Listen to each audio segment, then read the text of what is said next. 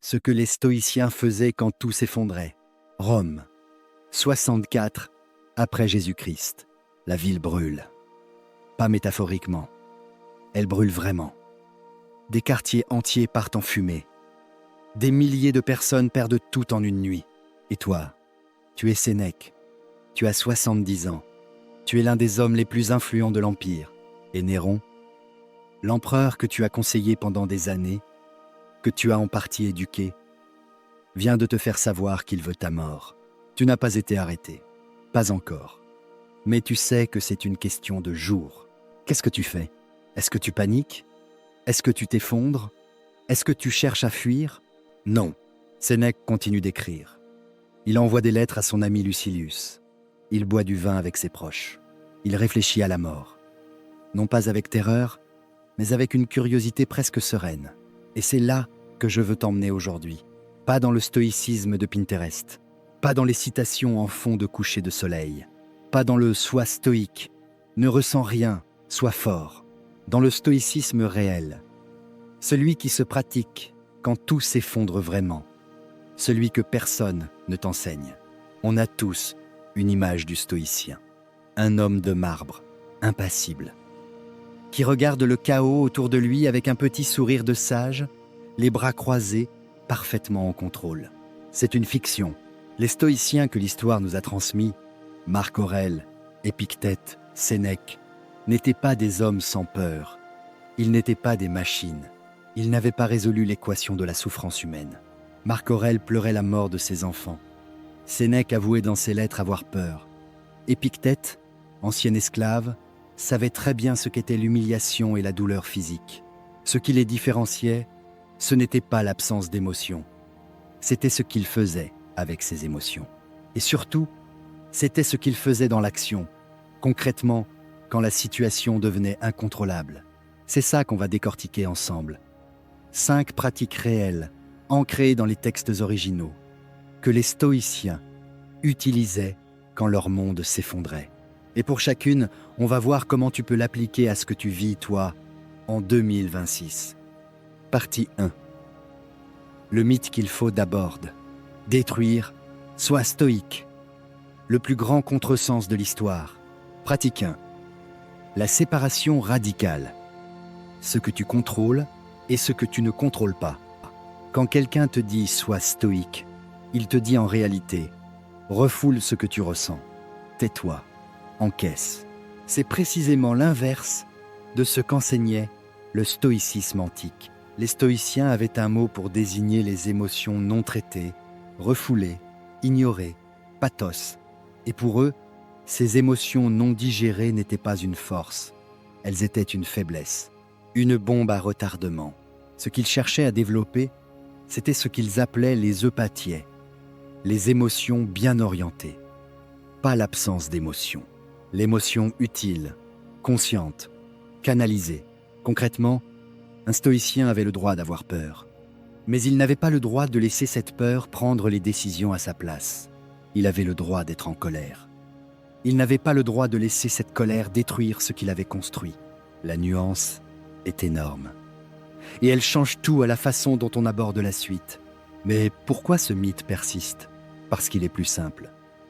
Ne ressens rien est une instruction claire. Ressens, observe et agis quand même correctement est une discipline de toute une vie. Le stoïcisme populaire vend du contrôle facile. Le stoïcisme réel vend quelque chose de bien plus difficile et bien plus précieux. La capacité à agir, juste même quand tu souffres. Partie 2. Ce qu'il faisait vraiment. On connaît tous la dichotomie du contrôle d'Épictète. Certaines choses dépendent de nous, d'autres non. C'est probablement la phrase la plus citée du stoïcisme. Mais voilà ce qu'on ne te dit pas. Dans la pratique, cette séparation n'est pas un concept intellectuel. C'est un réflexe physique, presque viscéral, que les stoïciens entraînaient quotidiennement. Épictète l'enseigne dans le manuel d'une façon très concrète. Chaque matin, face à une situation difficile, la première question n'est pas « comment je règle ce problème ?» C'est « quelle partie de ce problème m'appartient réellement ?» Exemple concret, tu perds ton emploi. Ce que tu ne contrôles pas, la décision de l'entreprise, la conjoncture économique, le regard des autres sur ta situation, ce que tu contrôles, la façon dont tu communiques cette nouvelle, les démarches que tu fais dans les 48, l'histoire que tu te racontes sur ce que ça signifie pour toi. Les stoïciens ne faisaient pas cette séparation pour se sentir mieux. Ils la faisaient pour concentrer leur énergie là où elle avait un impact réel et ne pas l'épuiser sur ce qui leur échappait totalement. En 2026, avec un flux d'informations constant, des réseaux qui te montrent tout ce qui va mal dans le monde, cette pratique devient presque une question de survie mentale. Comment alors l'appliquer? Face à n'importe quelle situation anxiogène, prends une feuille, 2 colonnes, ce qui dépend de moi, ce qui ne dépend pas de moi. Ensuite, ne dépense plus une seule calorie mentale sur la colonne de droite. Pratique. La préméditation du pire. Celle-ci, les gens la découvrent et ça les choque. Les stoïciens s'imaginaient régulièrement le pire, la mort de leurs proches, la perte de leur fortune, l'exil, la maladie. Ils passaient du temps, chaque jour ou chaque semaine, à visualiser leur pire scénario possible. Alors on entend souvent « mais c'est déprimant, c'est du pessimisme déguisé ». Non. Et la différence est fondamentale. Le pessimisme dit « le pire va arriver et je n'y peux rien ». La préméditation stoïcienne dit « le pire peut arriver. Voyons comment je me comporterais si c'était le cas ». Ce n'est pas une prophétie de malheur, c'est un entraînement à la résilience, comme un pompier qui s'entraîne sur des incendies simulés. Pas parce qu'il espère qu'un immeuble brûlera, mais parce que si ça arrive, il ne sera pas paralysé par la panique. Sénèque écrit dans ses lettres à Lucilius que rien ne t'arrive qui ne soit attendu. Il ne veut pas dire par là qu'il faut vivre dans l'angoisse permanente. Il veut dire enlève à l'adversité son pouvoir de surprise. Parce que c'est souvent la surprise qui brise les gens, bien plus que l'adversité elle-même. Marc Aurèle pratiquait ça constamment. Dans ses pensées pour moi-même, son journal intime, on le voit se répéter inlassablement des scénarios difficiles, presque comme des mantras. Pratique 3. L'action immédiate dans le cercle étroit. Voilà quelque chose qu'on ne te dit vraiment jamais dans les vidéos de développement personnel sur le stoïcisme. Quand leur monde s'effondrait, les stoïciens ne méditaient pas en attendant que ça passe. Ils agissaient, mais d'une façon très spécifique. Ils réduisaient leur rayon d'action au maximum et ils se concentraient sur ce cercle restreint avec une intensité totale. Marc Aurèle dirige l'Empire romain pendant 20 ans dans des conditions apocalyptiques.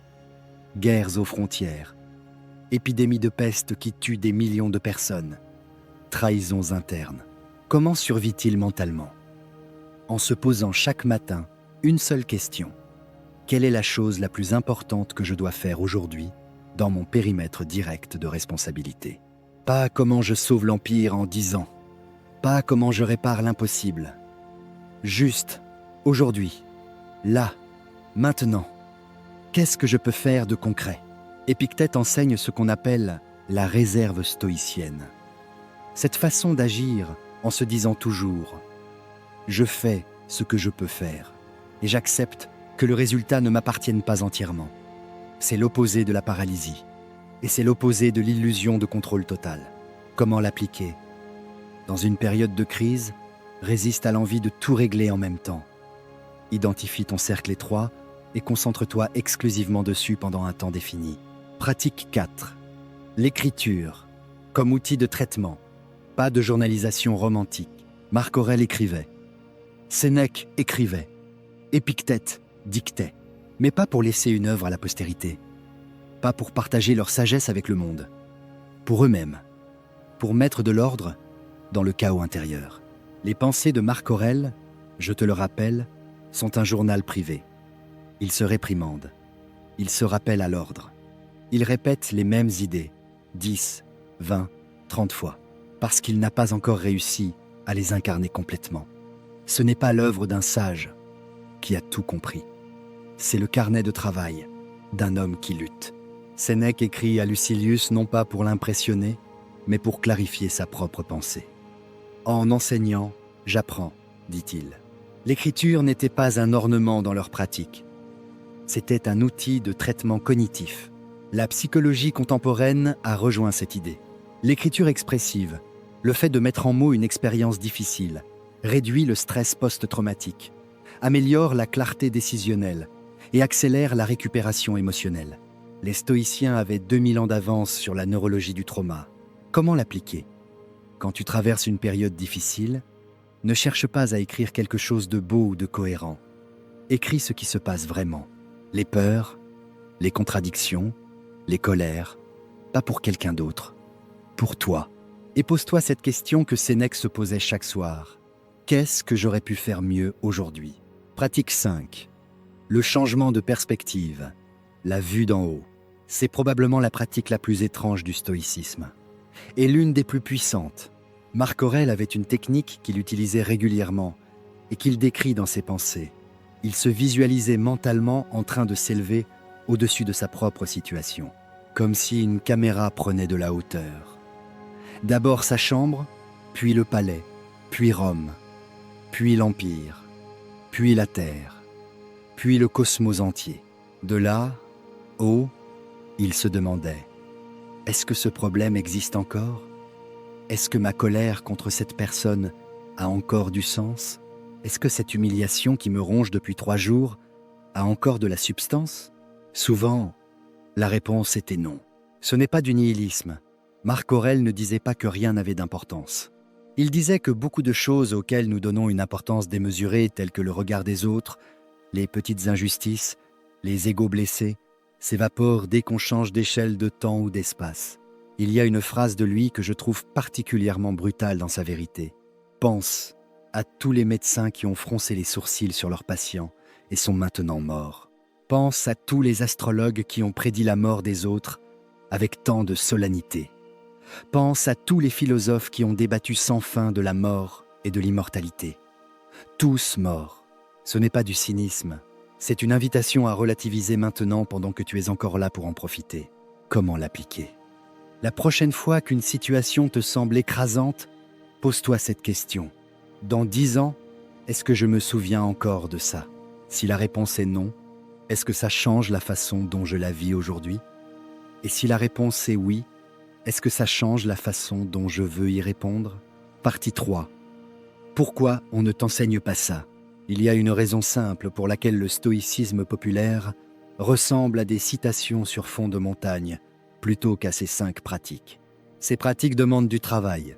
Elles ne sont pas consommables. On ne peut pas les liker et passer à autre chose. La préméditation du pire, ça prend 10 minutes inconfortables le dimanche soir. L'écriture quotidienne, ça demande une discipline de fer. La séparation contrôlable, incontrôlable, ça nécessite de revenir dessus 20 fois par jour au début. Ce n'est pas vendable comme une solution rapide. Ça ne promet pas de te rendre heureux en 20 et un jour. Et il y a autre chose. Le stoïcisme réel, celui de Marc Aurèle, de Sénèque, d'Épictète, est fondamentalement subversif par rapport à la culture actuelle. Il te dit que la plupart des choses auxquelles tu accordes de l'importance n'en méritent pas autant. La validation sociale, le confort permanent, la disparition de tout inconfort, le fait de ne jamais souffrir. Un monde qui te vend du confort à chaque coin de rue n'a pas intérêt à ce que tu lises vraiment Épictète. Mais voilà ce que je pense profondément. Dans un monde instable, les gens qui vont le mieux ne seront pas ceux qui auront le plus fui l'adversité. Ce seront ceux qui auront développé une relation différente avec elle. Pas une relation de combat, pas une relation de soumission, une relation de compréhension. En conclusion, que retenir ? Revenons à Sénèque. Néron finit par lui envoyer l'ordre de mourir. Sénèque doit se suicider. C'est la coutume pour les condamnés de haut rang à Rome. Il choisit de s'ouvrir les veines. Ce qui se passe ensuite est documenté par Tacite. Sénèque, en train de mourir, parle à ses amis qui pleurent autour de lui. Il les calme. Il leur rappelle les leçons de la philosophie. Il leur dit que sa mort ne doit pas être une occasion de douleur, mais de compréhension. Est-ce que c'est humain ? Est-ce que c'est accessible pour la plupart d'entre nous ? Probablement non. Mais l'intention derrière, préparer son esprit à ne pas être complètement démoli par l'adversité, ça, c'est accessible. C'est même indispensable. Le stoïcisme ne te promet pas une vie sans douleur, Il ne te promet pas d'être impassible comme une statue. Il te promet quelque chose de bien plus réaliste et de bien plus précieux. La capacité de rester toi-même quand tout autour de toi cherche à te définir autrement. Ta peur ne disparaîtra pas, mais elle n'aura plus le volant. Ta douleur ne disparaîtra pas, mais elle ne décidera plus à ta place. Ton monde peut s'effondrer, et tu seras encore là, debout, à décider quoi faire du lendemain. C'est ça, le stoïcisme que personne ne t'enseigne. Et maintenant, tu le sais. Si ce type de contenu te parle, abonne-toi, parce que c'est exactement ce que je construis ici. Merci, et à la prochaine.